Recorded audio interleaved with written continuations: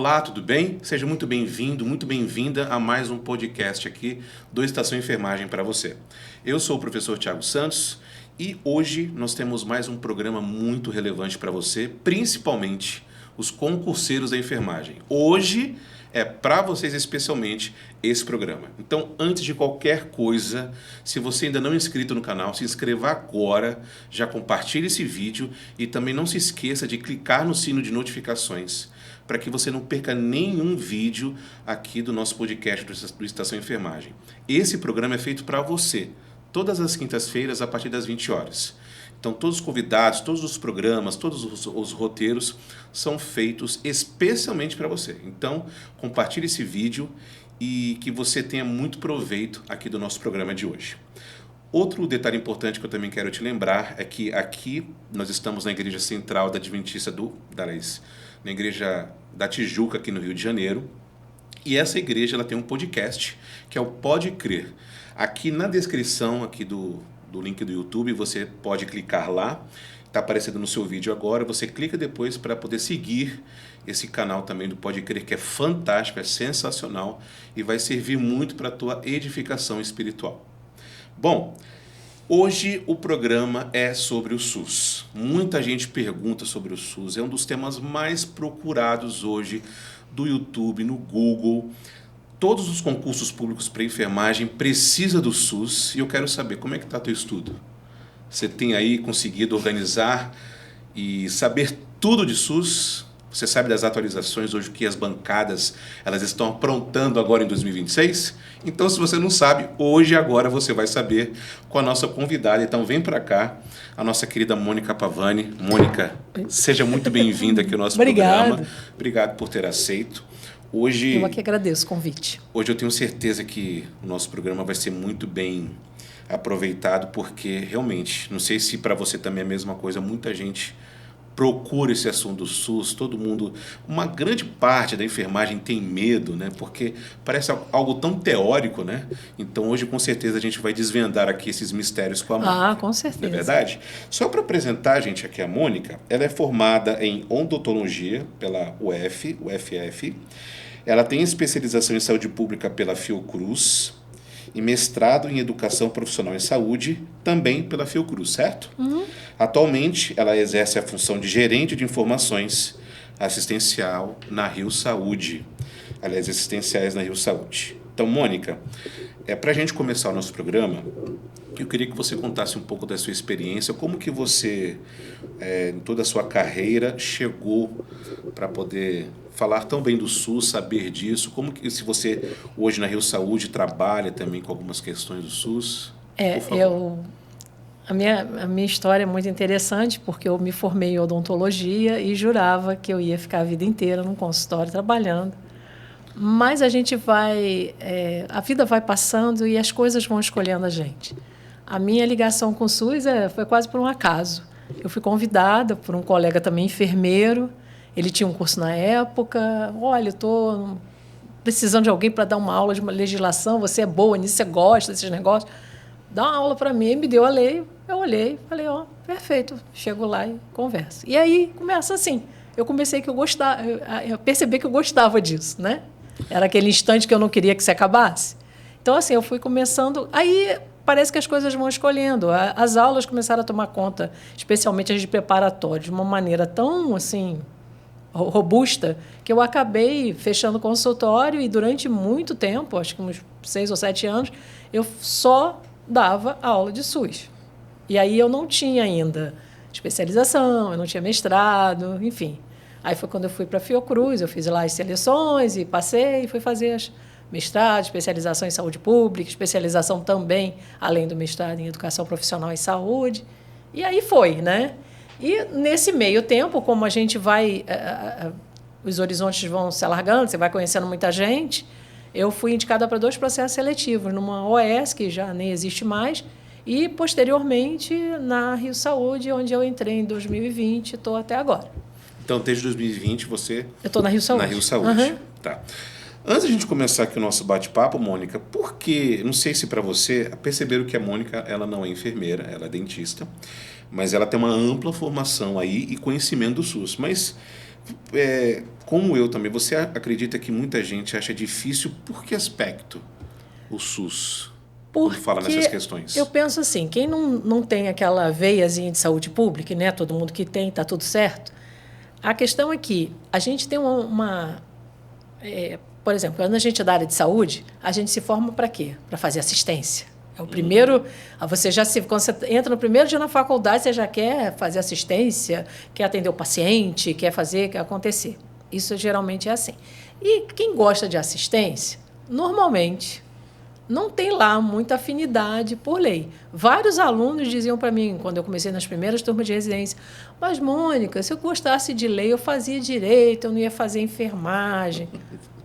Mas, assim, as pessoas não têm muita afinidade, é um texto que, às vezes, é cansativo mesmo. Então, o que a gente tenta fazer? A gente tenta simplificar, né, para poder as pessoas absorverem, né? Perfeito. Para a gente começar, então, o nosso tema relacionado, né, no SUS, eu quero te perguntar nesse bloco o que mais cai, né, quais são as principais questões. Então, se você puder falar para a gente, quais são os 5 principais assuntos do SUS que aparecem mais nas provas? Então, eu vou te dizer que não são 5, são 6. Porque são as normativas do SUS, elas sempre vão cair, e disso não há a menor dúvida. Então, o que eu recomendaria? A Constituição Federal, não tem como não estudar, mesmo que a prova não peça especificamente, mas falou de princípios, diretrizes, você tem que ter esse conhecimento. Então, a Constituição Federal é fundamental. A Constituição toda? Claro que não. O artigo 196 ao 200, que são os mais pedidos. Né? Então, assim, para começar é isso. E vou mais longe. O artigo 200 é o mais, porque ele traz as competências e as atribuições do SUS. E aí tem uma dica nessa história. Nessas competências e atribuições, tem coisas que são competências exclusivas do SUS. Só o SUS faz. Mas tem coisas que o SUS faz junto com outros. Então, por exemplo, a produção de medicamentos, imunobiológicos, isso o SUS faz, mas outros também fazem. Então, assim, o SUS participa da produção.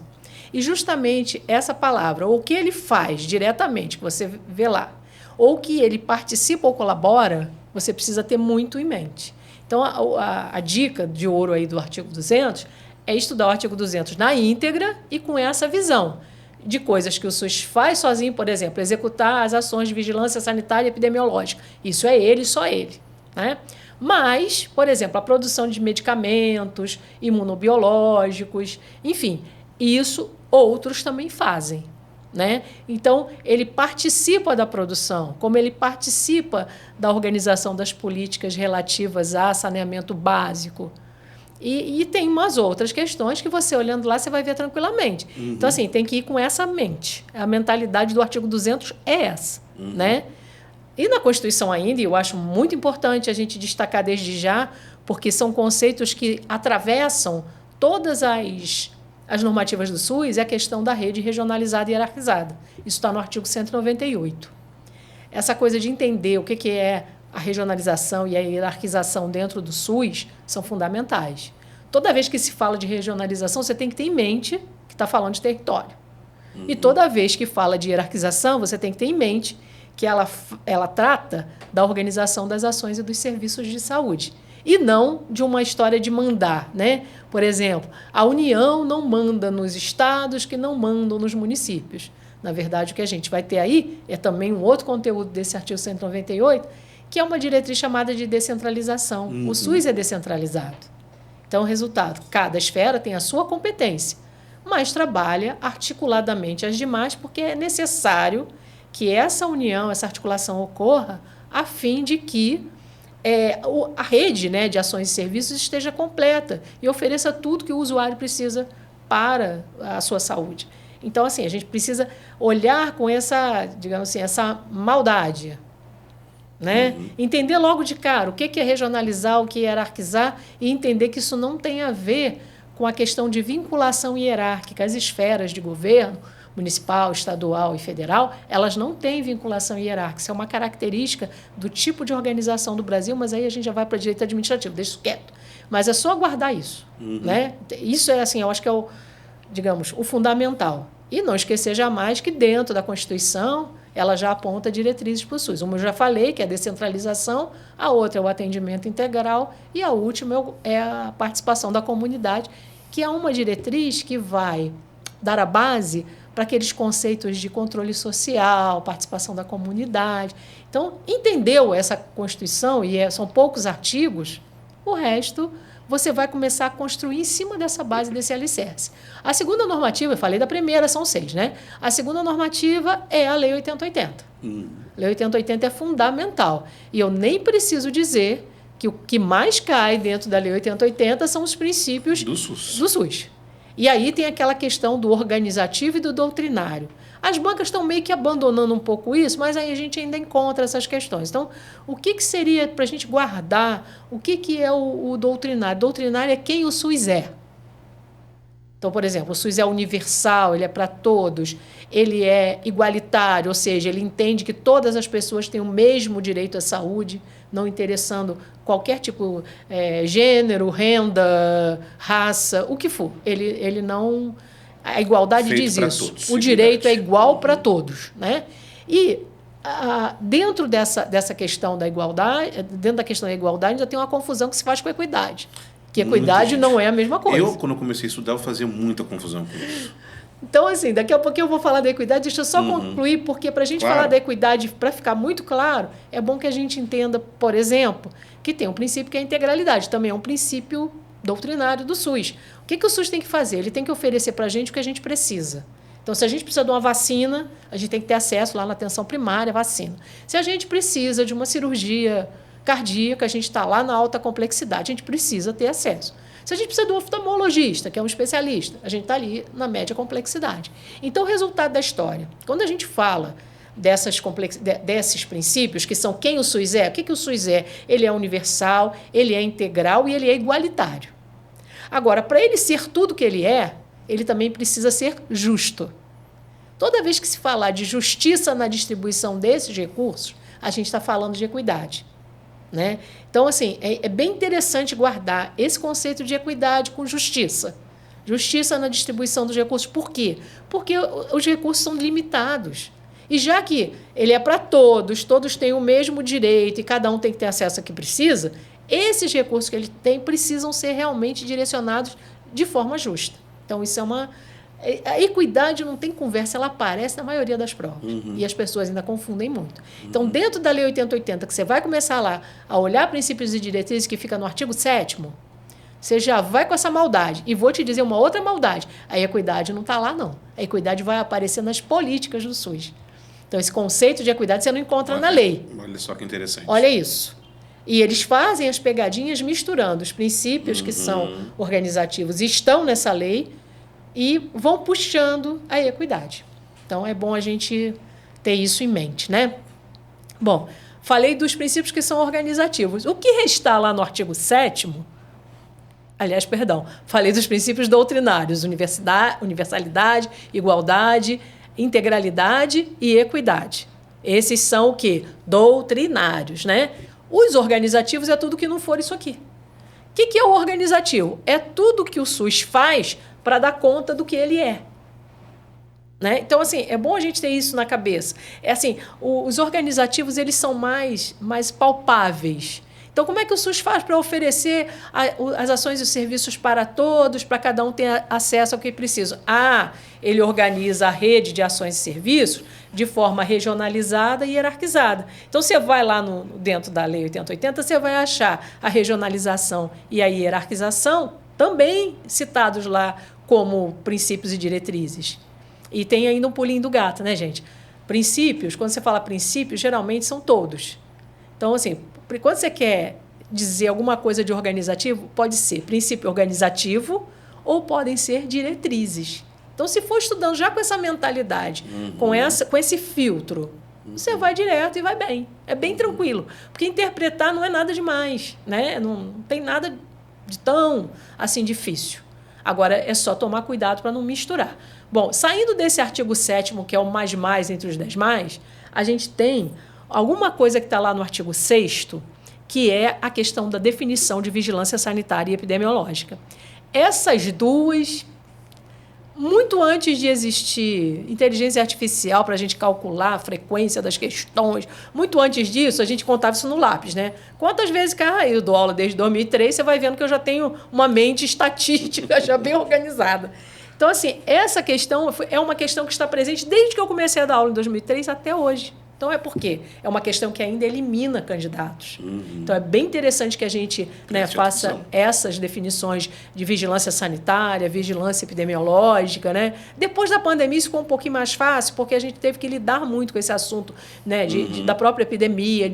A gente queria tanto uma campanha de vacinação. Né? Primeiro, a gente queria vacina. Vacina, por exemplo, quem olha é a vigilância sanitária. Se aquele líquido ali está perfeito, se traz as características, o que ele pode fazer de bem e de mal para a gente, para ela monitorar.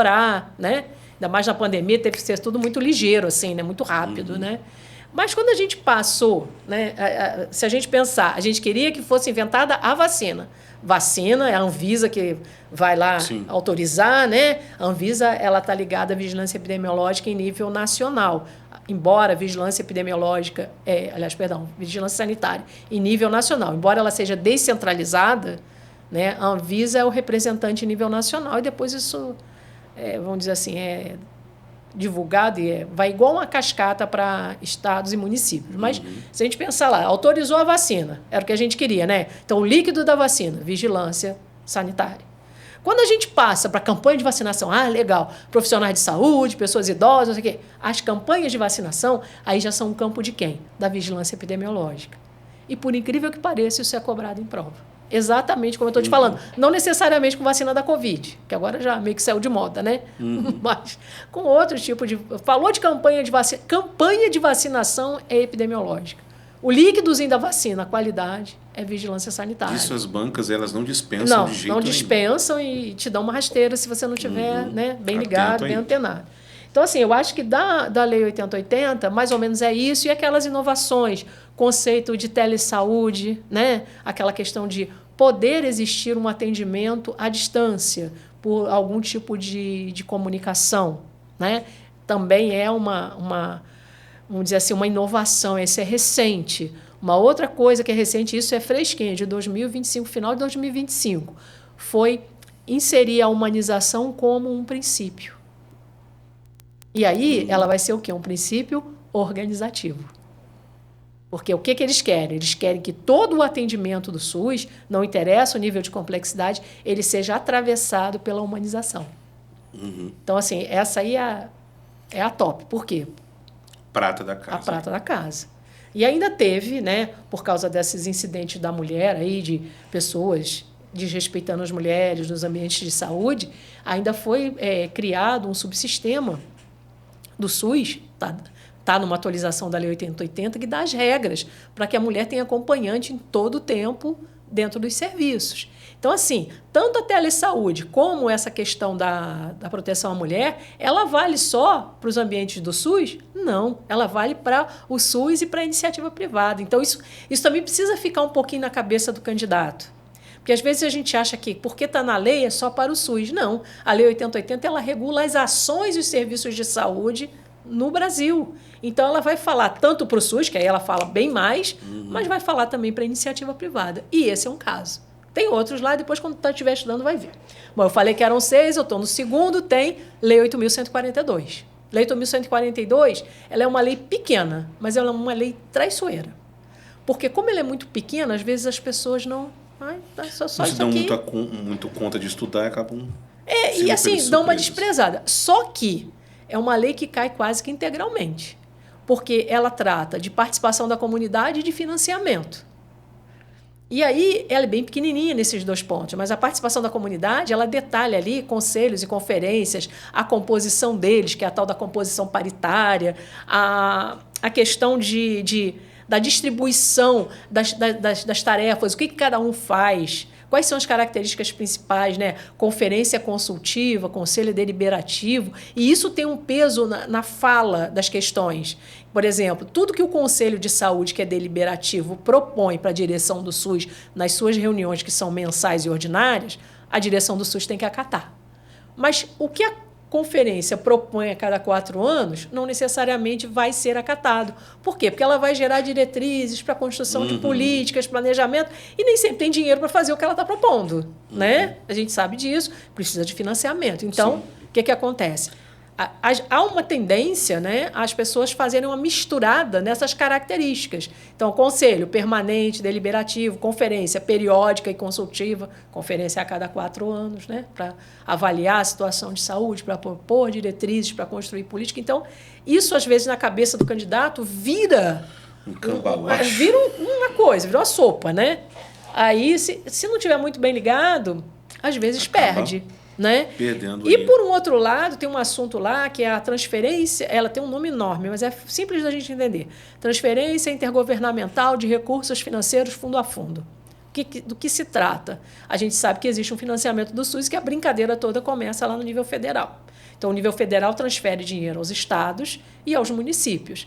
E dentro desta lei, existe lá não só as condições que cada estado e cada município precisam atender para receber essa transferência, mas também a forma que o Ministério da Saúde tem de alocar ou de distribuir esses recursos.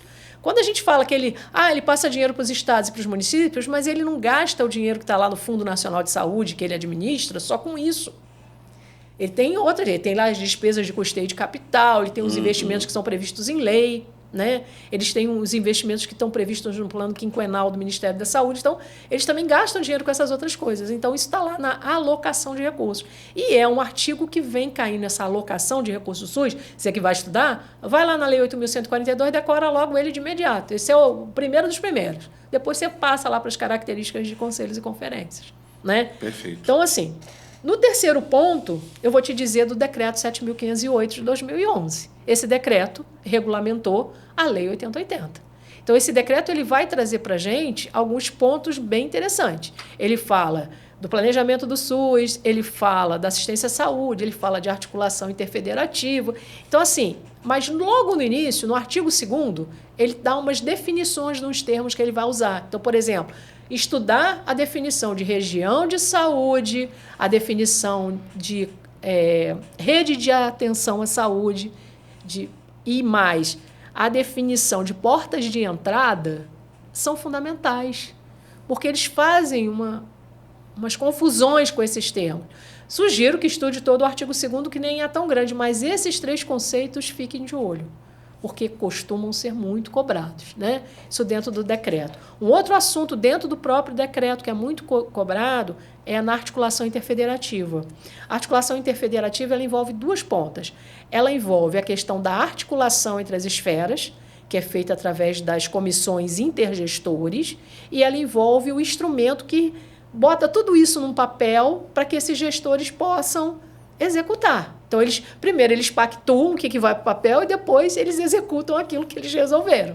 Então, esses 2 pontos, a articulação e mais o documento, que é o COAP, isso acaba caindo assim muito em prova. Né? Então, assim, tem que ter cuidado com isso. Né? Isso é dentro lá do Decreto 7.508, de 2011. Na humanização, que aí agora eu já perdi qual é a conta aqui das coisas, mas eu acho que é a 5ª. 4. Na humanização, a gente vai ter a questão do... Assim, primeira coisa que mais cai em humanização é a questão do acolhimento com classificação de risco. Esse é o assunto top dos tops, especialmente para a enfermagem. Por quê? Por exemplo, dentro de um serviço de urgência e emergência, quem faz o acolhimento é o enfermeiro. Tem que ser o enfermeiro, porque só o enfermeiro é capaz de classificar o risco. Então, ali é campo do enfermeiro. Só que acolher, a palavra acolhimento, que está dentro da humanização, essa palavra ela serve para um monte de coisa. Então, por exemplo, funciona acolhimento só nos serviços de urgência e emergência? Não. A gente vai ter acolhimento na unidade básica de saúde, a gente vai ter acolhimento, por exemplo, numa internação, a pessoa chega para se internar para fazer uma cirurgia eletiva, tem acolhimento o tempo todo, porque o acolhimento começa quando o usuário encontra com a equipe, que vai ficar responsável por ele. Então, assim, não precisa depender. Se não for urgência e emergência, esse acolhimento não precisa ser feito pelo enfermeiro. Pode ser feito por qualquer pessoa, até mesmo quem não é da área de saúde e está lá na portaria, por exemplo, até na portaria da UPA, a pessoa acolhe. Isso, nossa, é bom você citar isso, Mônica, porque realmente é uma questão bem contraditória que muitas pessoas confundem mesmo. Acolhimento com a questão da classificação de risco. O enfermeiro, ele vai fazer em relação a atribuições das cores. Acolhimento, coisa completamente diferente. A gente pode entender, assim, até para a gente não misturar as coisas, se a gente entende digamos assim, a estrutura, o contexto, fica mais fácil. Você pensa assim, acolhimento sempre tem, é o grande. Isso é acolhimento. Dentro da questão da urgência e emergência, eu preciso usar uma ferramenta para oferecer uma assistência humanizada. Perfeito. A ferramenta é a classificação de risco. E uma outra coisa, há algumas bancas que pedem os parâmetros de classificação de risco do protocolo de Manchester, né? Então, assim, é bom a gente ficar... Manchester, tá tudo bem, porque a prova não vai falar com você, tá? Você pode ler e falar como quiser, ou tem que saber.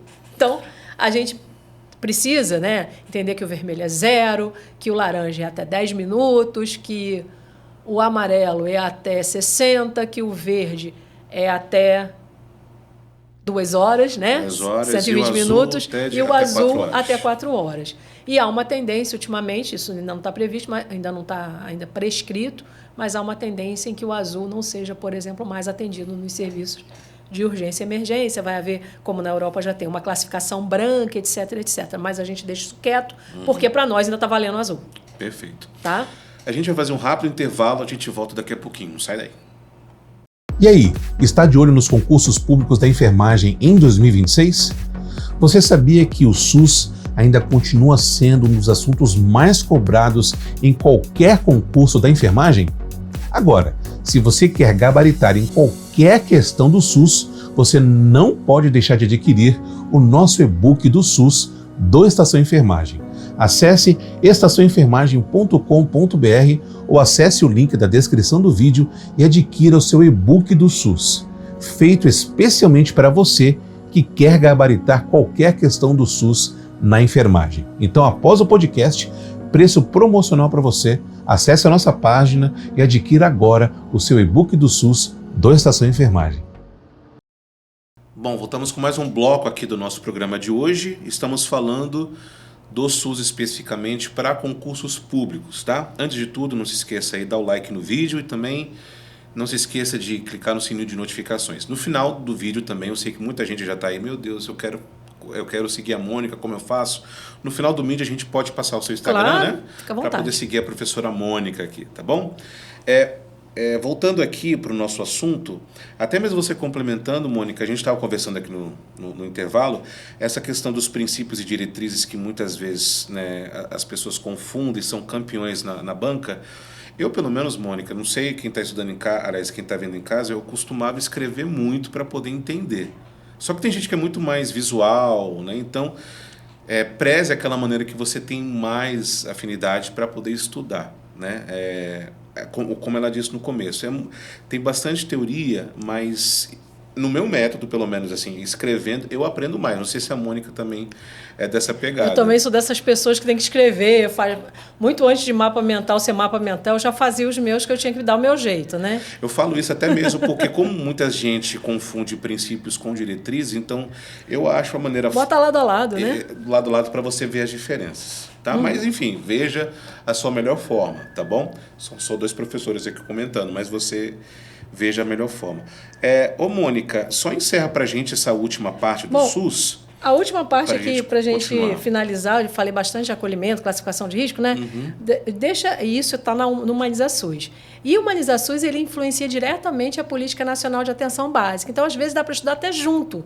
Porque tem uns conceitos assim, clínica ampliada, que é você ver o paciente como um todo, ver qual é o contexto de existência dele. Isso é muito próprio da atenção primária, da atenção básica. As duas têm o mesmo nome, esses 2 nomes têm o mesmo valor, são valores equivalentes de acordo com o Ministério da Saúde, né? E aqui a gente só está falando coisa de prova, a gente não está falando questões acadêmicas a respeito disso. Então, assim, guarda isso. que a humanização está muito presente, ela é uma política transversal, tem que estar presente dentro de tudo, como política transversal. Mas ela está muito dentro, muito afim com a Política Nacional de Atenção Básica. E a gente, na Política Nacional de Atenção Básica, uma coisa que a gente não pode, de jeito nenhum, deixar de estudar para uma prova são as diretrizes dessa política.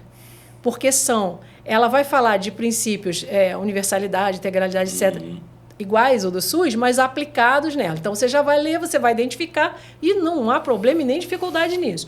Mas as diretrizes da política, é bom que a gente olhe. Então, por exemplo, principalmente a questão da longitudinalidade. O que é longitudinalidade? É você acompanhar uma pessoa, um grupo, ao longo do tempo. Né? São as ações que são realizadas para aquele grupo, para aquela pessoa, ao longo do tempo, um acompanhamento. Né? E aí, às vezes, as pessoas confundem longitudinalidade com continuidade. A continuidade ela tem que existir em qualquer lugar e ela não depende de acompanhamento ao longo do tempo. O que a gente pode ver como continuidade? A pessoa entra pela atenção primária, mas precisa fazer uma cirurgia. Então, a atenção primária, a equipe de atenção básica ou equipe de saúde da família vai inserir essa pessoa no sistema de regulação, se for uma cirurgia eletiva. Essa pessoa vai ser chamada, vai fazer a cirurgia. Isso é a continuidade. A atenção primária não é obrigada a resolver tudo, mas ela é obrigada a fazer uma coisa que é interessante, é a coordenação. Né? A coordenação entre os serviços é uma atribuição da atenção primária. Então, isso tem que ficar muito claro, né? E falando aqui de sinônimo, atenção básica ou atenção primária. Isso tem que ficar muito claro na cabeça do candidato. Essa função de coordenação, de ordenação, ela que vai determinar os serviços que são necessários, enfim, para conseguir garantir a integralidade para aquele usuário. Essa é uma questão. Agora, dentro desse assunto, além da gente ter essa compreensão assim, mais filosófica, a gente precisa entender que, primeiro ponto, esse modelo de atenção básica, atenção primária, ele é somente encontrado aqui no Brasil e no SUS. O pessoal do NHS, lá da Inglaterra, já veio até aqui pegar informações sobre isso, mas ele é característico nosso. O que é esse modelo característico? Por que ele é tão característico? Porque ele envolve a questão do território. E é no território que muita coisa se explica, que muita coisa você pode atuar e que muitas parcerias podem ser feitas, as ações intersetoriais, que são tão interessantes para a promoção de saúde. Então, assim, é rico a questão de você trabalhar com uma base territorial. Então, assim, falou de atenção básica ou atenção primária, você pensa território. Aí, dentro do território, tem o que é bom e o que é ruim no território, né? São as oportunidades, as ameaças ali. Tem as pessoas que moram ali. Então, essas pessoas que estão num território determinado, elas passam a ser chamadas de população adscrita ou vinculada, porque elas ficam vinculadas a uma outra coisinha que tem que ter no território, que é a Unidade Básica de Saúde. A Unidade Básica de Saúde, ela é o quartel-general das equipes de saúde. É onde elas ficam para poder... Sim. Né, atender as questões do território. Então, assim, pensa nisso. Está lá na Unidade Básica de Saúde, você pensa automaticamente em quem? Em equipes multiprofissionais. Porque, para garantir a integralidade da assistência, é necessário que existam várias formas de pensar e várias formas de assistir, atuando articuladamente também.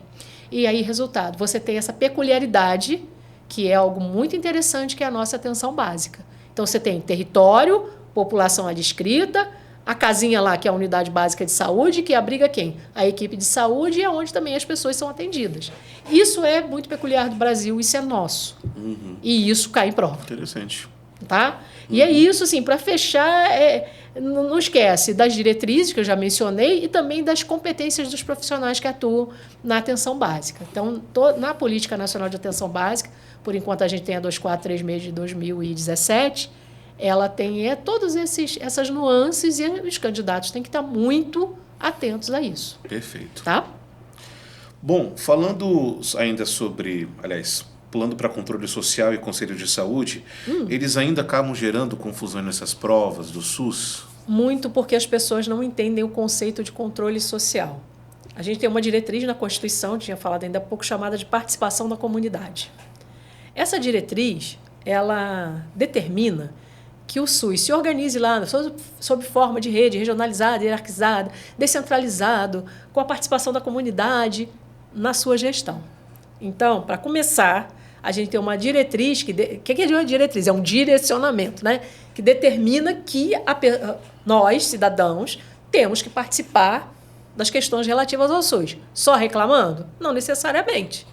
A gente pode reclamar, é uma questão, mas a gente pode se organizar em movimentos sociais e começar a dar palpite. Foi assim que, por exemplo, o pessoal que teve HIV lá no iniciozinho do SUS conseguiu se organizar, e o SUS, hoje em dia, me perdoe a gíria, manda muito bem nas questões de HIV. Isso é verdade. Né? E agora a gente já tá até mandando muito bem em outras coisas. Mas, assim, o HIV foi um marco, né? Um marco, e que foi um marco que veio de uma pressão social. Né? Então, assim, é para a gente entender que a população tem direito e quase como uma obrigação de participar. Saber que tem que participar. Não é só reclamar, pode dar sugestão, pode elogiar, né? Enfim, pode dar alguma ideia nova, quem sabe da população surge alguma ideia. A gente, né? Tudo pode acontecer. Então a gente tem que entender que controle social é tudo isso. A pessoa se empolgando aqui. Então ainda confundem, né? Então, confundem muito, né? Nas provas. Confundem participação da comunidade e controle social. É entender que a participação da comunidade está aqui dentro. Né? E que formas da comunidade participar? Nós temos as instâncias das conferências e dos conselhos de saúde, que são instâncias, vamos dizer assim, oficiais. Mas existem outras formas de participação social que, por exemplo, quando a gente se organiza num grupo, por exemplo, lá atrás, quando o pessoal do HIV se organizou, num movimento social, que tem uma peculiaridade. Pessoas que têm doença celíaca começam a brigar por políticas que olhem melhor para elas. Agora, as questões de violência contra a mulher, né? E o que a saúde pode ajudar em relação a isso, quais são as interfaces. Então, isso é uma forma de haver esse controle social. A população está participando, integrando movimentos sociais. E tem a participação social que é solitária. É quando você passa a mão no telefone e liga para uma ouvidoria. E aí você faz uma queixa, você faz um elogio, você dá uma sugestão. Então, assim, existem diversas formas de participação social. Conselhos e conferências são as oficiais. Não que movimento social e ouvidoria não seja, mas, assim, na lei a gente tem conselhos e conferências. E aí, nas portarias e nas políticas, eles foram ampliando vamos dizer assim, essa diretriz para que as pessoas realmente abracem e comecem a participar do SUS, né? Perfeito. Mônica, saindo um pouco dessa parte clássica de diretrizes e princípios do SUS, uma coisa que até perguntam bastante no canal do Estação Enfermagem e outras redes também do Estação, é sobre a regionalização e a hierarquização, né? Como isso como é que ele costuma aparecer? Na prática, isso na prova? Nas provas. Então, na prova, geralmente, tem várias formas de acontecer isso, mas a maioria das bancas cobram os conceitos de. Conceitos. Então, assim, esses conceitos você encontra onde? Lá no artigo 2º do Decreto 7.508, como eu falei. Porque esse conceito, por exemplo, de regionalizar, lá dentro do decreto, ele fala da região de saúde, que é um agrupamento de municípios limítrofes que estão contidos num território contínuo. Então, o que é isso? Como é que isso acontece? Só para a gente entender, para a gente se safar em qualquer questão de prova. Todos os estados, atualmente, estão organizados em região de saúde. Quem faz isso é questão de prova também, é o gestor estadual. E aí, ele pega e negocia com municípios e ele agrupa municípios. Esse grupo de municípios vai servir de base para a organização da rede de atenção à saúde. Ou seja, naquele grupo, o ideal é que se encontrem todos os níveis de complexidade. Ok? Então, primeiro ponto para a gente responder qualquer questão de regionalização é entender que regionalização é território. É o que eu tenho ali. Ok? E aí, né? Toda vez que alguma questão abordar a questão de território e não estiver falando de atenção básica, ela vai estar falando fatalmente de uma região de saúde, que é a base de organização da rede de atenção à saúde. Então, isso é muito cobrado. A regionalização como base da rede de atenção à saúde, certo? E a hierarquização, aí tem aquelas pegadinhas que eu já falei. Primeiro ponto é não conferir com mando. Ninguém manda em ninguém. Hierarquizar é simplesmente organizar as ações e serviços em níveis de complexidade crescente para facilitar o acesso do usuário. Então, assim, como é que vem regionalização? A hierarquização. Às vezes eles pedem o conceito de portas de entrada, que são os serviços de atendimento inicial aos usuários do SUS. Então, assim, quando você fala assim, como é que cai regionalização? De milhões de jeitos, porque ela vai estar manifestada, ela é um princípio organizativo. Em outras tantas coisas. Por exemplo, conteúdo mínimo de uma região de saúde cai na regionalização. Isso está no decreto 7.508. Assim como portas de entrada do SUS. Isso está na hierarquização. Interpretativa, né? Sabe, assim, vai depender do que a questão esteja te cobrando. Tem coisa que é muito para decorar. Por exemplo, esses conceitos, conteúdo mínimo de região e portas de entrada, tem que decorar. E são bem parecidos e você não pode misturar. Estão lá no artigo 5º e no artigo 9º do decreto 7.508. Perfeito. Tá? Voltando um pouco, você já falou da lei, mas por que essa lei 8.142, por que ela derruba ainda muitos candidatos? E as pessoas não dão importância para ela. Como ela é uma lei muito pequenininha, e ela é uma lei assim, ela não é uma lei que vem contando uma história de coisa. Quando você pega a lei 8080, ela vai numa trajetória, te mostra algumas coisas. Porque eu pergunto isso, Mônica, desculpa te interromper, porque geralmente você coloca no SUS o que cai, quais são as principais questões que caem no SUS. Geralmente a principal que cai é essa lei 8080 de 90. Sim. Geralmente a 8.142 ela vem um pouquinho mais abaixo e a pessoa acaba se esquecendo. Então, eu acredito que seja isso. É assim, é uma falta de organização do de conteúdo. Né? E às vezes a pessoa pensa, ela é pequena. Você falou que é pequena, né? Às vezes acaba esse aqui que é pequeno, vai cair não. Mas o problema é que ela é pequena e cai quase toda. Entende? Então, assim, o candidato, às vezes, ele negligencia um pouquinho, né? Perfeito. Agora, essa questão do tempo para estudar, como a gente comentou, é importante. A questão da organização, você com a tua experiência toda, né? Se o candidato ele tem pouco tempo, né, até mesmo para estudar, quais são 3 normas que você pode indicar para quem tá assistindo se organizar para estudar? Então, eu indicaria, sem medo de errar, decreto 7.508, porque ele repete muitas coisas da lei 8080, porque ele é um decreto que regulamenta a lei 8080. Então, eu acho que é quente e está, entre aspas, ele é mais recente, ele é de 2011, não é tão recente assim, mas ele é bem mais recente que a lei 8080. Então, esse é fundamental, né? A própria Constituição, que não dá para a gente esquecer dela, né? E eu diria que você olhasse a Política Nacional de Atenção Básica, porque ela tem as interseções da humanização, né? E como a Lei 8.142 é bem pequenininha, dá para colocar aí também nesse meio aí. Nesse meio para poder reforçar, né? Eu quero só dar um spoiler aqui, tá? No final tem uma surpresa para você, tá? Mas só se você ficar até o final do programa, né, Mônica? Lógico, tem que ficar com a gente. Aguenta aí que você vai se surpreender com o que a gente tem até o final. Agora, por que esses candidatos erram SUS, mesmo sendo conteúdo considerado, como a gente falou no programa, teórico? Porque o que eu percebo quando eu dou aulas presenciais é que as pessoas querem associar as suas práticas de trabalho, de formação, à prova. Aí, gente, a gente precisa se conscientizar. Eu amo o SUS, eu acredito no SUS, eu acho que não há solução melhor para a saúde dentro de um sistema democrático, tá? Eu sou muito encantada pelo SUS. Só que eu sou realista. Tem muita coisa do SUS que ainda não acontece. Então, por exemplo, o gargalo do sujeito entrar na atenção primária e não conseguir uma cirurgia, ou demorar, 300 anos para conseguir uma cirurgia qualquer, para mim isso é um gargalo. E tá errado, não era para ser assim. Então, assim, tem coisa que já funciona. Então, por exemplo, vigilância sanitária funciona muito bem, vigilância epidemiológica funciona muito bem, né? Atenção primária, eu acho que na maior parte dos municípios também funciona muito bacana. Mas tem coisa que ainda está em andamento, tem coisa que ainda está em construção, né? E aí não adianta a gente procurar exemplo prático para justificar o que está na lei. Prova cobra texto da lei, texto da política, prova cobra o que tem que ser. Ela não cobra o que é. E aí, se a pessoa ficar o tempo inteiro se torturando. Não, mas não é assim, mas não é isso. Mas não vai aprender. Uhum. Isso é um fato. Então, assim, a gente precisa, né, ter, assim, vamos dizer, entrar com humildade para estudar SUS. Entendendo assim, preciso estudar, isso é um diferencial, porque se eu acerto mais 10 questões, e SUS é gabaritável, tá? Posso te afirmar com toda a minha experiência que, assim, de todo o conteúdo, eu acho que é o mais fácil porque ele é gabaritável.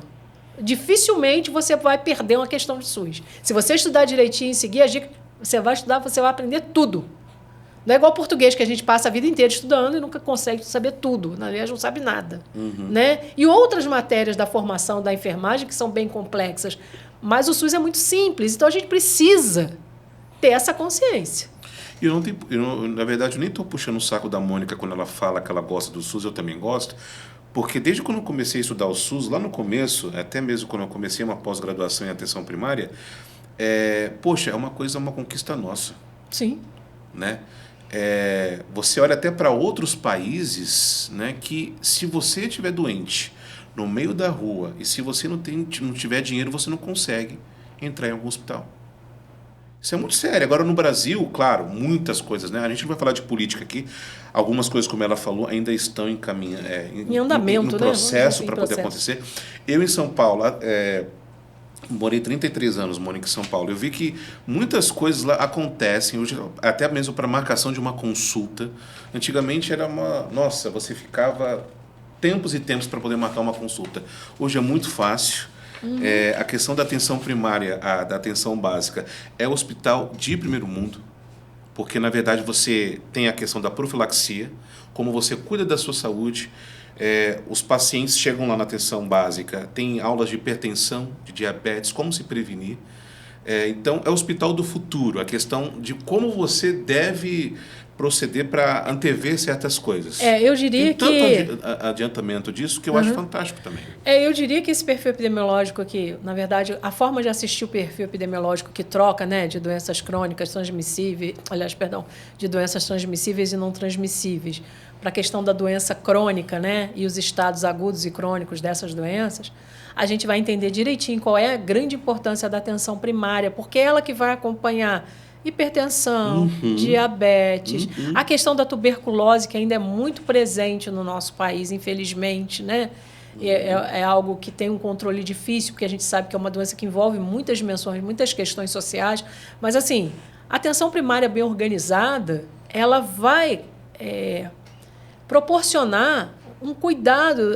Assim, as pessoas são assistidas, elas não vão agudizar com tanta facilidade, se isso for bem gerido e também não adianta só oferecer assistência se as outras políticas sociais e econômicas não estiverem bem organizadas. Perfeito. A gente sabe que a saúde tem a promoção de saúde que envolve ter políticas econômicas e sociais bem organizadas. Então, a pessoa ter moradia, ter renda, emprego, lazer, a gente ainda estava conversando sobre isso aí, né, no intervalo, é fundamental para a saúde das pessoas, né?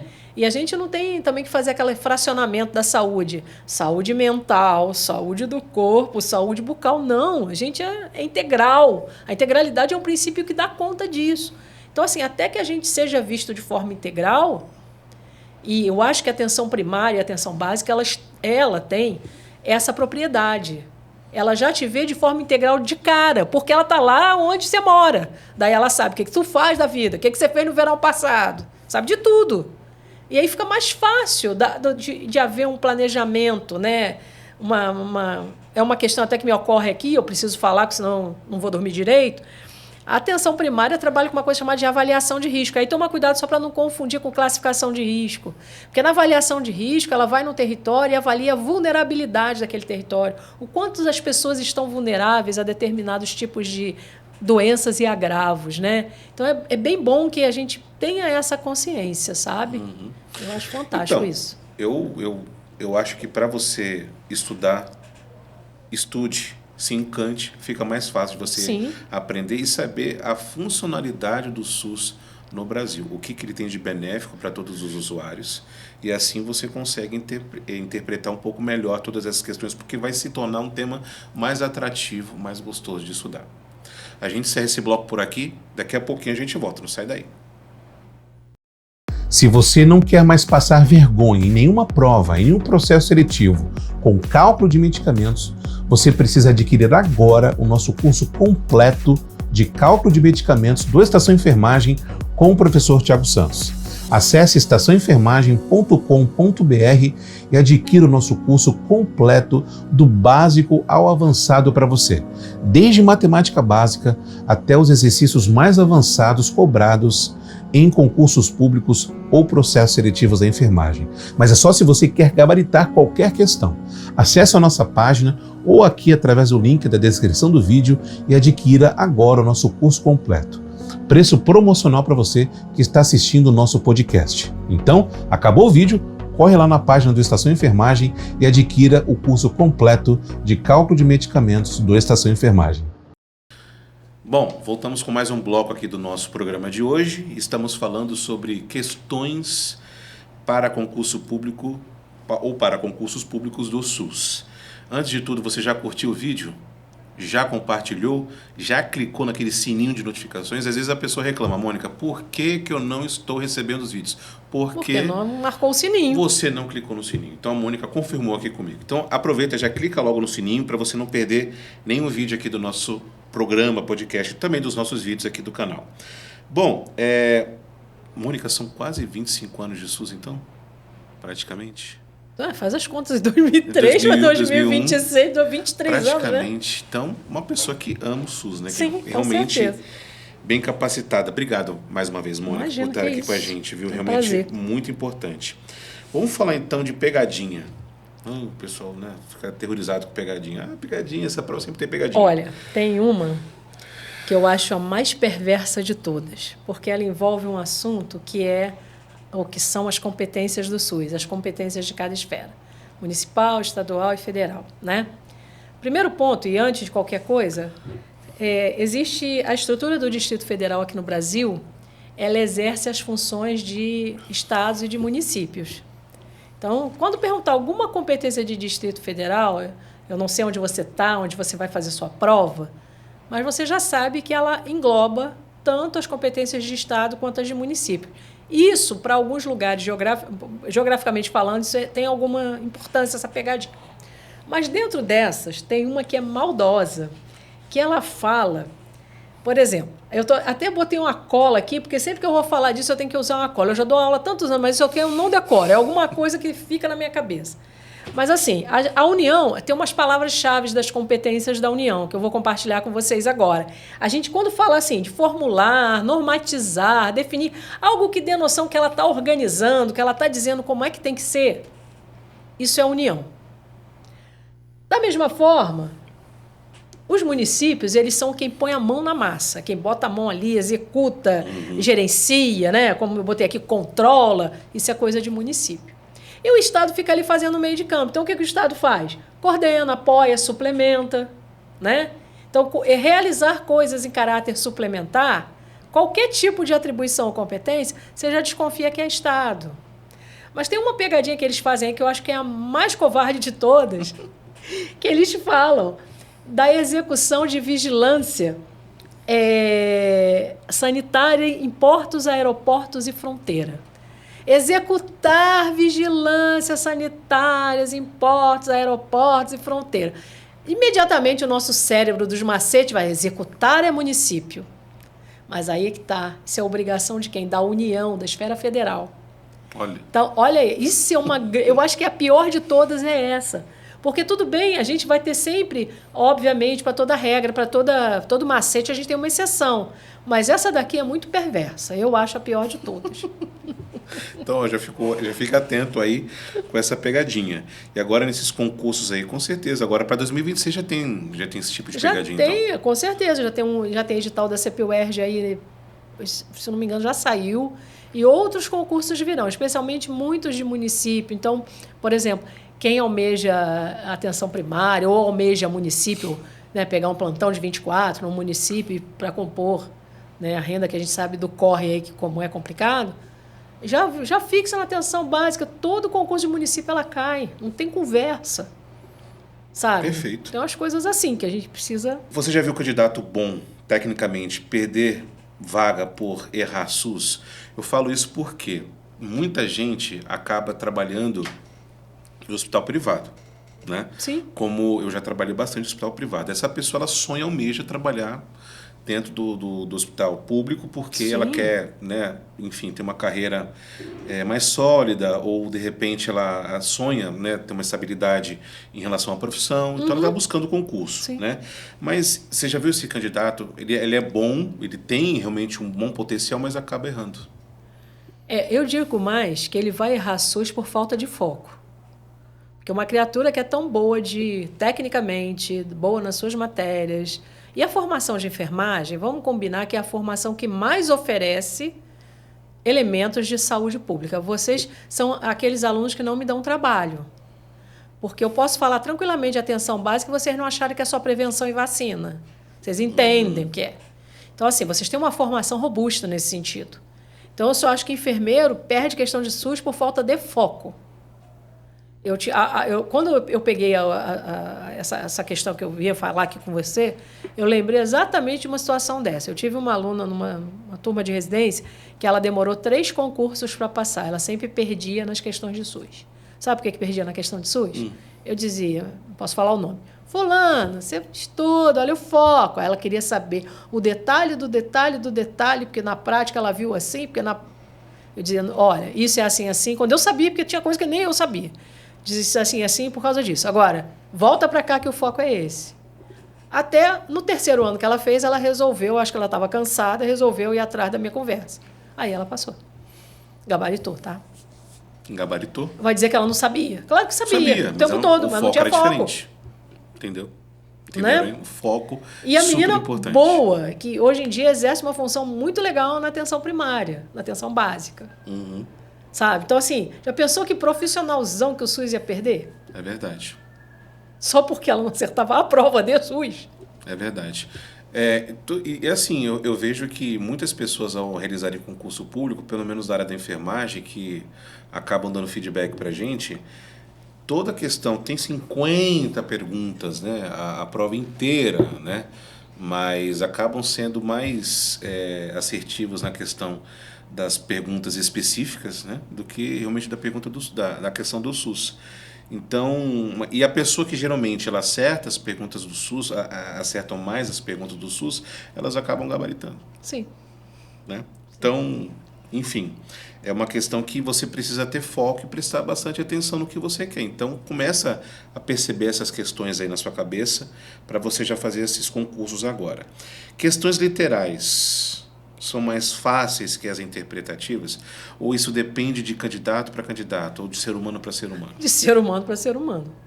Eu, por exemplo, eu não suporto questão literal, eu particularmente. Agora, eu acho que as questões que te levam a pensar, né?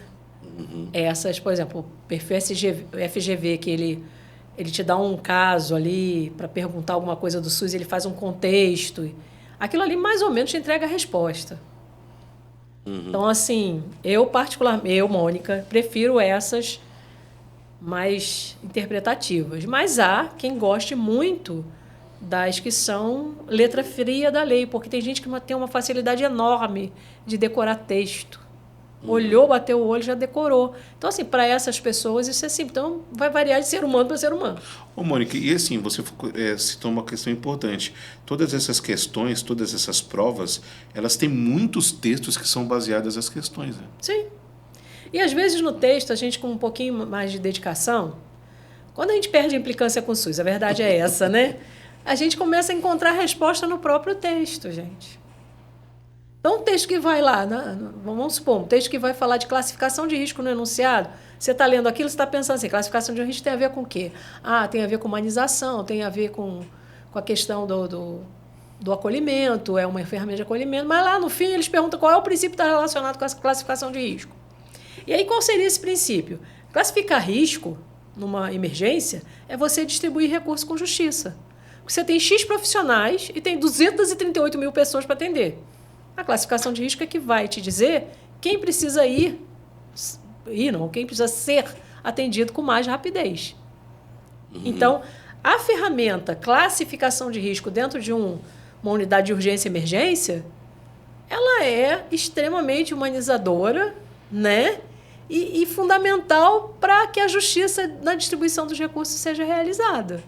Então, assim, por isso que eu falo que é tudo muito junto e misturado, né? Não tem muita...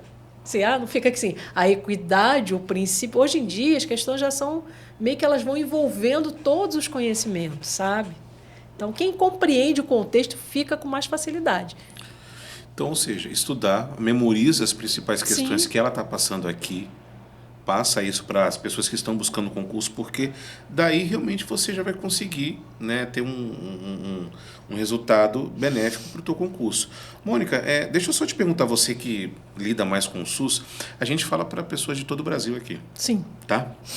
Então, como a gente está aqui no Rio de Janeiro, por exemplo, mas tem pessoas em São Paulo, né, enfim, outros lugares, você pode indicar algum site, fora isso que a gente vê, ou algum local que a gente consiga ver quais são os concursos abertos? Olha, tem um muito antigo que não é tão, digamos assim, não é tão bonito a aparência e também não é jabá, porque, enfim, é o PCI Concursos. O PCI Concursos ele te mostra por região, por estado, o que está no prazo ainda, o que já abriu, o que vai abrir a inscrição. Então, eu acho que a forma de organização deles, e se eu olhei, deve ter um mês, não sei se eles não mudaram isso, a forma de organização do PCI Concursos é muito boa para a gente saber o que está acontecendo na nossa área, né? Eu sempre utilizo ele muitos anos, desde que eu me entendo por enfermeiro, eu sempre utilizei o PCI Concursos, mas de repente você acho mais de frente que outro site, mas o PCI ainda continua sendo a nossa referência. E ele é gratuito, né, gente? Aí pronto. E também tem os editais, as provas. Tem editais completos, tem provas né, anteriores para você treinar, é muito bom. A gente vai encerrar esse bloco por aqui e a gente volta daqui a pouco, não sai daí. Olá, tudo bem? Eu sou o professor Tiago Santos e esse é o podcast do Estação Enfermagem.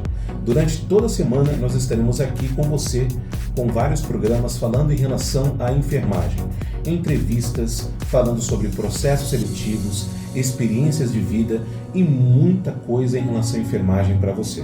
Então, compartilhe esse vídeo e esteja conosco toda semana para que você tenha acesso a temas diferenciados sobre a enfermagem. Então, eu aguardo você. Seja bem-vindo a mais um bloco aqui do nosso canal. Estamos falando hoje sobre SUS, quais são as principais questões para concursos públicos. Hoje nós temos a Mônica aqui conosco, seja mais uma vez... Seja bem-vinda não, né? Mais uma vez, obrigado por estar aqui conosco. Imagino, tá? que é isso, eu que agradeço. É um prazer enorme honra. aqui. Siga o nosso canal, não se esqueça de compartilhar o vídeo, enfim, aquilo que a gente já comentou, para que você não perca nenhum episódio. Lembrando também que o nosso podcast é sempre às quintas-feiras, às 20 horas, tá? Para você ficar ligadinho com a gente aqui. Bom, Mônica, para a gente encerrar esse bloco aí, e fica até o final, tá, gente? Daqui a pouco tem uma surpresinha para você, tá? Que a Mônica preparou. Falando do nosso público aqui, a enfermagem, né? Eu vou colocar essa pergunta de uma forma genérica, tá? Os técnicos, enfermeiros, né? O que a enfermagem ainda não entendeu sobre o SUS, na sua opinião? Eu penso que a maioria, e aí considerando também todos esses profissionais da área de enfermagem, eu penso que a área de enfermagem ainda não tem noção da sua importância dentro da área de saúde. Eu acho que falta essa compreensão. Aí eu vou te fazer uma pergunta. Você já viu o hospital funcionando sem médico? Já. Sem enfermeiro? Nunca. Sem técnico de enfermagem? Nunca. É a base da assistência. Então, pronto. Então, por que não se percebem desta maneira? E são as pessoas que cuidam. Não estou diminuindo, eu sou dentista. Eu sou dentista, eu não sou médica, enfim, eu não sou enfermeira para estar puxando a brasa para a sardinha da enfermagem. Mas raciocina. Se eu tenho uma categoria profissional, que é composta, né, de algumas outras categorias, que seguram um serviço de saúde. E até os médicos em questão, eles precisam da enfermagem. Precisam, porque quem faz a execução. A execução, quem faz a assistência é a enfermagem. O médico vai lá, diagnostica, faz a medicação, óbvio, dentro da função e digamos assim, da vocação de cada um. Mas sem enfermeiro e sem técnico de enfermagem, não funciona. E daí, qual é o pudor de saber qual é a tua importância dentro dessa carreira? Esse é o primeiro ponto. Então, eu acho que o que falta à enfermagem entender sobre o SUS e sobre a saúde é a sua própria importância. E, óbvio, como a gente sabe que enfrenta muitos desafios, é você ser o melhor do mundo. Porque quando você é vítima de preconceito, você tem que ser o melhor no que você faz. Como é que você faz isso? Estuda. Tenha noção do contexto onde você atua, tenha noção do teu código de ética, tenha noção dos cálculos de medicamento, tenha noção da legislação do SUS onde você está atuando, né? Das questões de ética e das questões técnicas, obviamente, essas, então, com muito mais peso. A ponto de que se alguém pedir para você fazer uma medicação que você pensa assim, isso aqui não pode ser diluído assim, isso vai dar um problema se eu fizer, você tem autoridade para chegar lá e dizer, não posso fazer assim porque vai dar o problema X, Y e Z. Então, é assim que eu penso que a enfermagem tem que se posicionar. Porque o sujeito não escolhe ser enfermeiro porque ele não pôde ser médico. Ele escolhe ser enfermeiro porque ele quer ser enfermeiro. O enfermeiro faz assistência. Então, se conscientizar dessa importância, eu acho que é o primeiro ponto. E, assim, é uma carreira que, até pela formação, eu acho que isso é imprescindível da gente falar, é uma carreira... O enfermeiro, aí eu estou falando do nível superior de enfermagem, e alguns cursos técnicos já trazem essa semente também bem, bem forte. Que, assim, é o mais preparado, por exemplo, para fazer a gestão de um serviço de saúde. Então, assim, se você se conscientiza da tua importância e que você, enfermeiro, é o melhor de todos para gerir um serviço, a chance da gente ter um SUS mais organizado, ela aumenta absurdamente. Eu fiz uma pesquisa, e isso eu pesquisei, porque eu não sabia de cabeça, eu só tinha as noções ainda no meu tempo de educação profissional em saúde, do mestrado que eu fiz, mas eu estava olhando que a carga horária média de enfermagem para as questões de gestão, das é, assim, na classe de 12% a 18% da carga horária, você pega para falar de administração, falar das questões assim de como é que como é que são feitas as escalas para você conseguir uma boa assistência, como é que você administra, como é que você gerencia aquele serviço. Então, a enfermagem ela é muito preparada para isso. Depois deles, vêm os meus colegas dentistas. Aí a gente chega aqui na odonto. Odonto, não, eu conheço um monte de dentista também em cargos assim e mandam bem na gestão de serviço de saúde. Mas odonto, comparado com a enfermagem, a gente fica de 7% a 10% só. Olha só. Então, vocês têm o dobro da preparação técnica, teórica, para exercer. Eu acho assim, Mônica, porque a questão da enfermagem, ela muito mais que assistência, eu falo que todo enfermeiro, e não só enfermeiro como técnico, todos nós somos disseminadores de conteúdo. Nós somos capacitadores, porque a gente, na verdade, até mesmo para a gente administrar uma medicação, a gente precisa falar o que essa medicação ela serve, quanto tempo que ela vai fazer ação no organismo dessa pessoa. Sim. E quais são os efeitos colaterais. Todo paciente tem direito de saber. Então, não é só a questão, é que todos nós somos educadores. Exatamente. Então, essa parte de gestão, ela é muito integrada na questão da enfermagem. Então, hoje, hospital tem o diretor médico administrativo, mas tem o gerente de enfermagem. E tem que ter. E tem que ter, porque senão essa parte gerencial, para a gente poder direcionar todo esse cuidado e toda a assistência integralizada e de forma global, 24 horas, a gente precisa da enfermagem. Precisa então, direto. E obrigado por ter dito isso, Mônica. Eu defendo a enfermagem 100%. E muita gente não sabe qual é o seu lugar. A gente gravou um programa há pouco tempo aqui falando sobre burnout na enfermagem, que é algo triste, onde o profissional ele acaba se esgotando por absenteísmo, por vários problemas de saúde, riscos ergonômicos, tem várias causas, né? Mas enquanto esse profissional ele não souber o seu lugar, ele não consegue ter o brilho, né? Eu sempre falo que a gente tem o nosso lugar, mas a gente precisa entender o que a gente está fazendo dentro da nossa profissão. Claro, isso é fundamental. Olha o quanto, não, a gente está falando de SUS, questão de concurso, mas isso, olha o tema que abrange, isso acaba refletindo na gente o nosso valor, aquilo que a gente representa. Então, procure pensar nisso. Eu gostaria que as pessoas que serão futuramente classificadas para os cargos públicos de saúde tivessem essa noção desse brilho que tem que ter, dessa robustez que representa a enfermagem, sabe? Porque é justo com a formação de vocês. É justo com o que você desenvolve durante a formação da complexidade que é assistir. E quando eu digo assistir, é assistir sobre todas as formas, até mesmo levando a informação. Né? E acaba sendo um enfermeiro. E fora o fato de que, como é a criatura que mais acolhe dentro dos serviços de saúde, quer ver? A figura do técnico. O técnico sem dúvida, a profissão que mais acolhe dentro do SUS. É a parte da ponta. Porque ele vai lá levar a medicação, ele vai lá verificar sinais vitais, ele vai lá te ajudar que você chamou e alguém foi lá te ajudar. Enfim, é aquela criatura... O que é o acolher? Acolher é escutar para resolver, né? Então, acaba que, por exemplo, o pessoal da enfermagem é o que mais escuta. É verdade. E é o que mais intervém também. Porque se o paciente está desconfortável com alguma coisa, minimamente, se não passar por você, assistir, não, tem que mudar uma medicação, aí o médico vai mudar, mas um paciente internado, você precisa estar lá. E fora o fato de que, na atenção básica, o enfermeiro prescreve, o enfermeiro colhe preventivo e o enfermeiro orienta.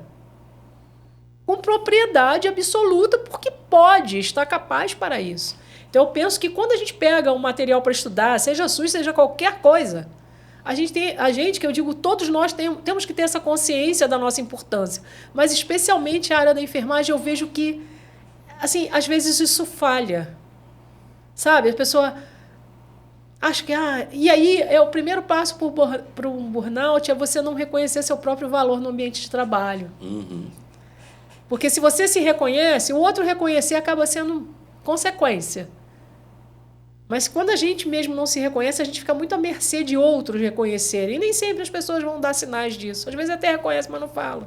Claro que lembrando que a diferença, né? É diferente. Do que você está fazendo em relação como você está você está agindo naquele seu período de trabalho, mas ela não está falando disso, a questão do desgaste físico, emocional. Ela está falando da questão do seu valor e o que você se reconhece quanto profissional. Né? Perfeito, Mônica, perfeito. Só para a gente complementar, como informação de saúde impacta financiamento e gestão? Pulando para essa outra parte. Essa pergunta é ótima, porque isso cai em concurso e isso é fundamental que a gente compreenda enquanto trabalhador do SUS, né? É assim, o que a gente tem como informação? Então, vamos pensar lá, a gente está lá no serviço de saúde e a gente alimenta sistemas de informação. Tem sistema de informação de atenção básica, tem sistema que não tem mais esse nome, enfim, mas ele recolhe as informações que são produzidas na atenção básica ou atenção primária. Você tem lá sistemas de mortalidade, você tem sistema de nascidos vivos, você tem sistema de AIH e de CIA, né, que é o ambulatorial e hospitalar, que vão recolhendo os dados, o que foi gasto, quais foram as doenças que foram sendo atendidas ali, o que traz naquelas guias hospitalares. Então, isso tudo vai gerando o quê? Vai gerando um monte de dado que fica armazenado nos sistemas de informação que ficam armazenados, por sua vez, dentro do DataSUS. O que acontece com isso? Esses dados que vão para lá, eles viram informação, porque tem análise e outras questões. E também, o que acontece? Os gestores dos serviços, eles olham para esses dados, para essas análises, para essas informações. E, com base nelas, eles fazem o quê? Eles planejam. O que é planejar? Eu tenho um X de recurso, eu vou pegar os dados, eu vou ver o que é mais urgente, o que eu posso fazer para melhorar determinados indicadores e vou alocar, ou seja, eu vou direcionar os recursos para essas áreas. Então, o ato de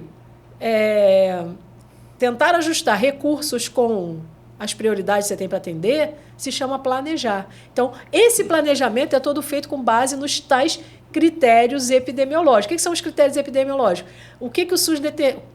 A Lei 8080, inclusive, determina que o SUS planeje. Planeje como?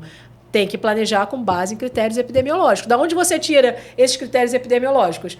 Analisando os dados que estão lá nos sistemas de informação. Então, a informação é fundamental para quê? Planejamento, para a gente ter um SUS cada vez melhor. né? Perfeito.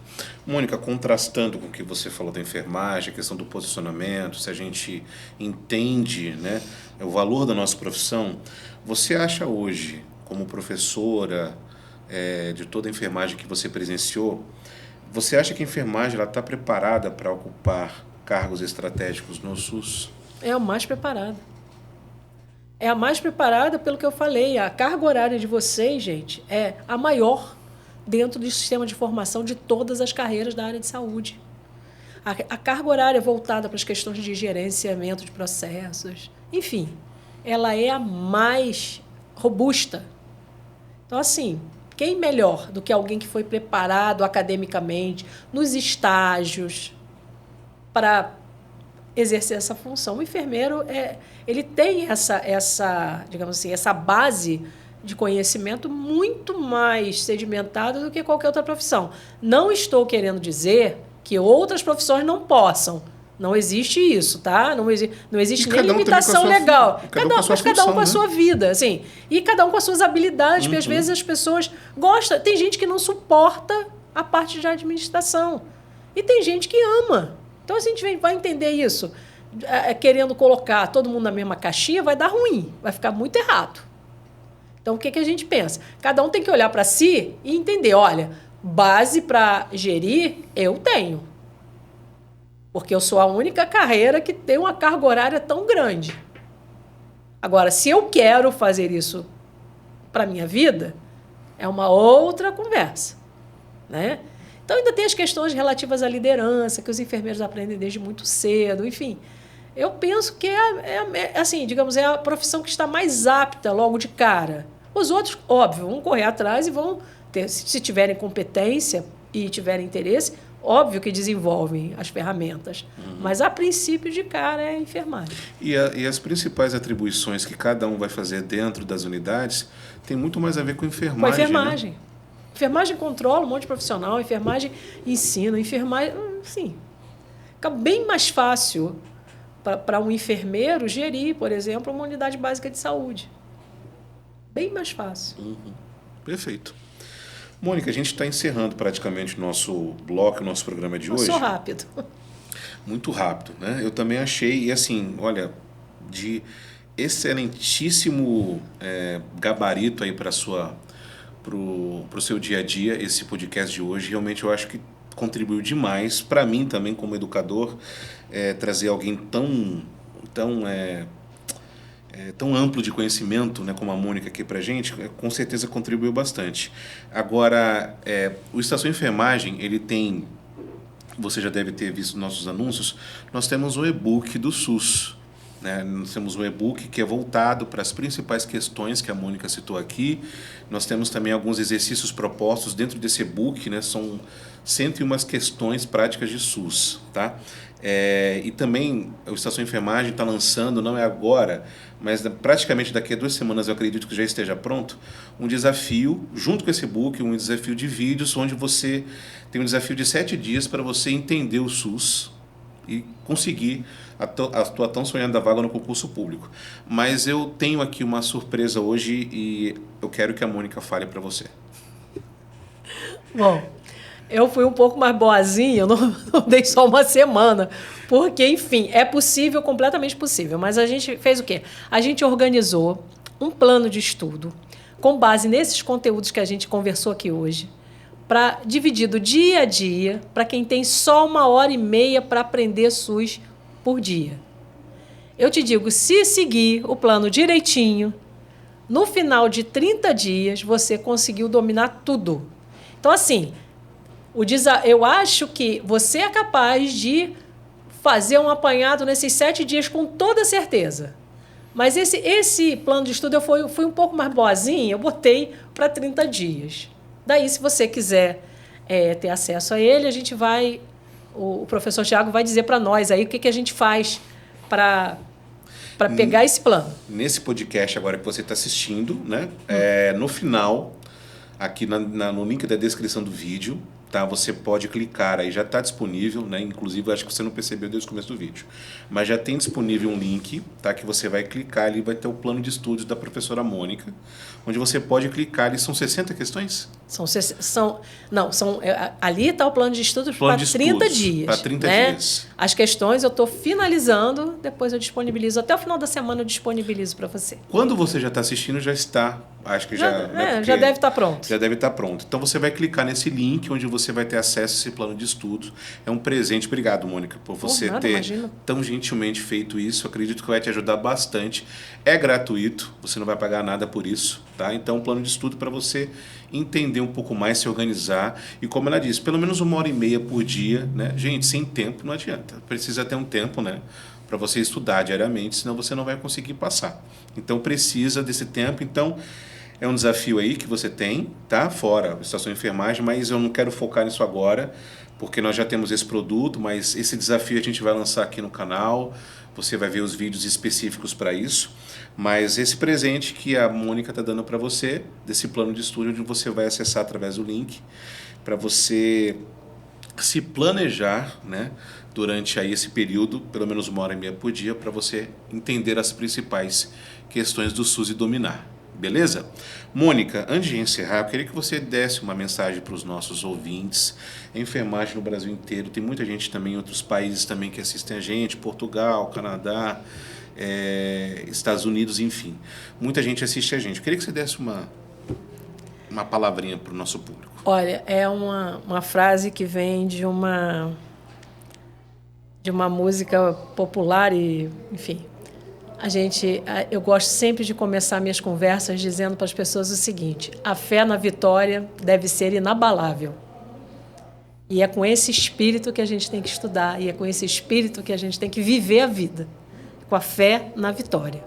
Seja de que religião você for, o que você abrace, a fé na vitória deve ser inabalável.